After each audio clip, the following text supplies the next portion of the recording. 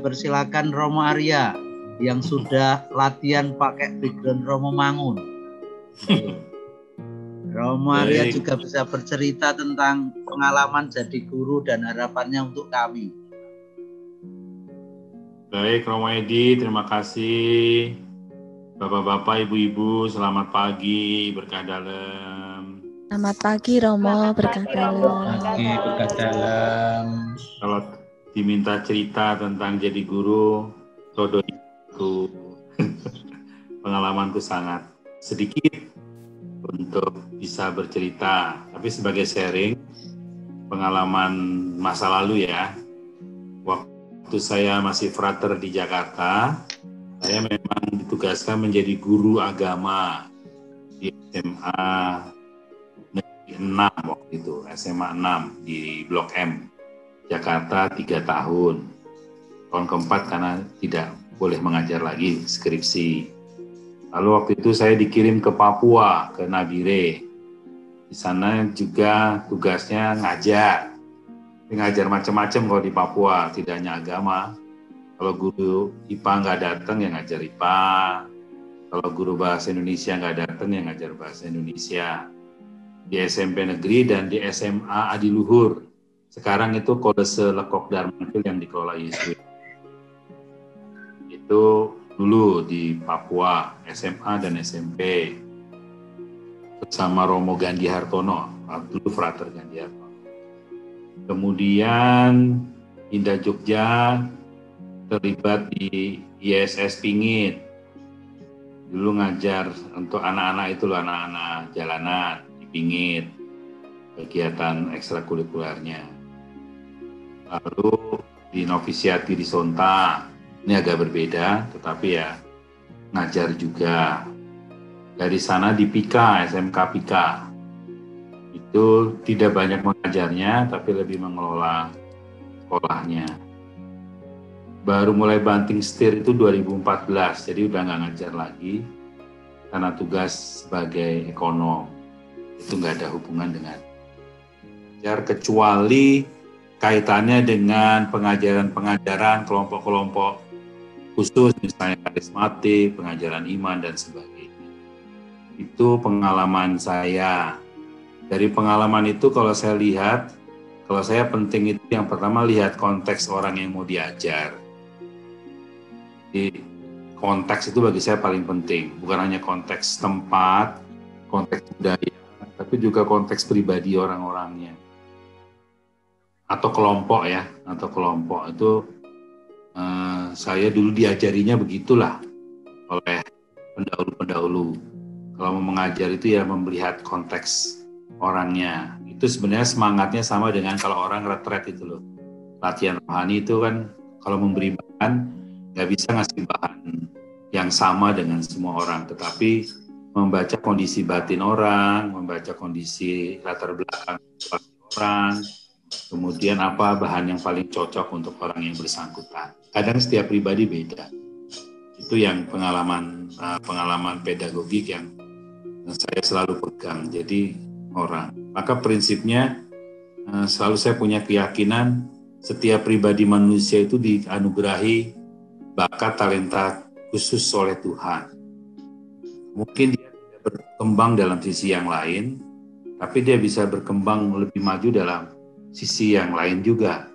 Maka menangkap apa yang menjadi kemampuan, kelebihan siswa didik atau peserta retret atau apapun lah namanya dalam bentuk apapun, bagi saya lebih penting. Saya lebih meyakini bahwa setiap ciptaan Tuhan itu memiliki kemerdekaan dan sukacita, memiliki sesuatu yang bisa dia kembangkan dan jadi itu saya bahagia daripada memikirkan apa yang saya pikirkan saja, tetapi melihat apa yang mereka miliki.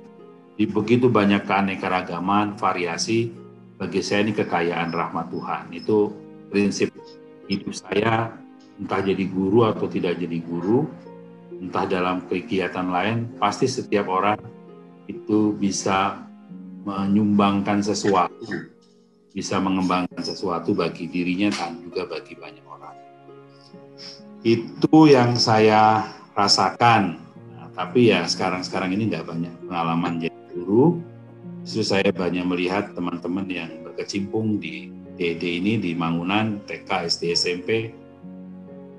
Menurut saya jauh lebih kaya, luar biasa untuk memikirkan dan banyak hal.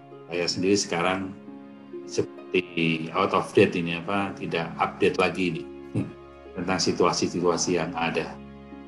Itu yang saya alami tentang artinya jadi guru. Guru sesungguhnya itu adalah kalau saya melihat guru sesungguhnya adalah Tuhan yang berkarya dalam diri orang, masing-masing orang. Saya hanya membantu agar orang kalau tidak bertumbuh ya kecewa mungkin.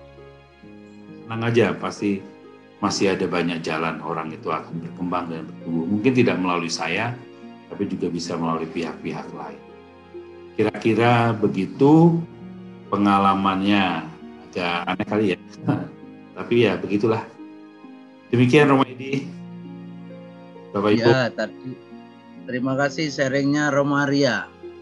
Kalau tadi saya sama pertanyaan saya pada Mbok Di tadi, harapannya kalau melihat ke depan atau situasi sekarang itu kemudian berharap macam apa untuk karyawan kita ini. Terus kemudian yang saya katakan tadi, karyawan kita ini semua adalah guru karena menjadi yang perlu belajar dan menjadi sumber ajar bagi yang lain. Romaria mempunyai harapan seperti apa? Ya, teman-teman, menurut saya sudah sangat luar biasa mengembangkan apa yang sudah ada. Kalau saya boleh berharap, sebenarnya hanya dua sebenarnya. Yang pertama kompak. Entah TK, SD, SMP, kita kompak gitu. Karena itu yang akan dilihat oleh murid ya, kesatuan, kekompakan. Kompakan kita dalam melayani atau mengajar sebagai satu kesatuan.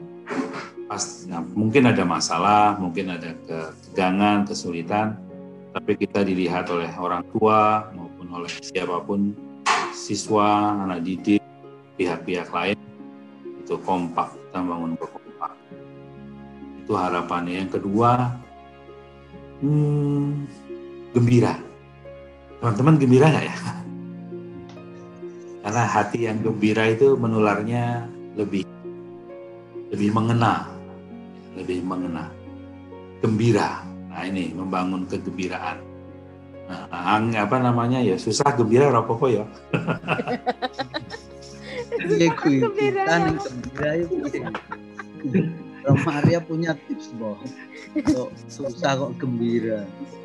Nah, aku susah loh. Ini pandemi ini banyak tantangan. Saya juga banyak tantangan mengurus begitu banyak hal itu ya.